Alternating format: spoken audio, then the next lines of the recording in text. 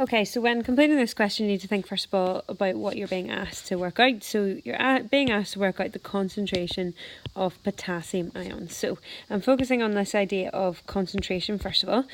Concentration is always in moles per litre. Okay, so if I want to work out the concentration, I need to know the number of moles that has gone into my solution. So I look at the information I've been given,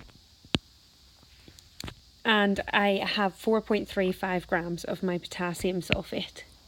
So I need to work out how many moles is in 4.35 grams. I do that by using the equation N equals mass over RFM. Our mass is 4.35 grams. And then the RFM, we need to think about the formula of potassium sulfate, which is K2SO4. If you use your swap and drop, you should get that. So the RFM of K2SO4, if you work it out, is 174. That works out as a total of 0.025 moles.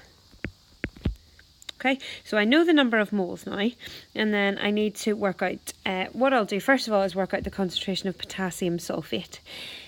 So I have 0.025 moles. The number of moles, and we said that the units of concentration, they're the number of moles per litre. So it's the number of moles in a particular volume. Well, I have 0.025 moles in this volume of 50 centimetres cubed. But I need to work, as the units of concentration in moles per litre, the number of moles in a litre. So how do I get from 50 centimetres cubed to a litre? Well, a litre is, or 1 decimetre cubed, is 1,000 centimetres cubed.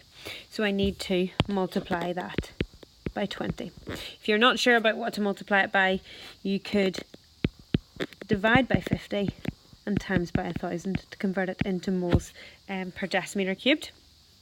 So I have to do the same on the other side as well.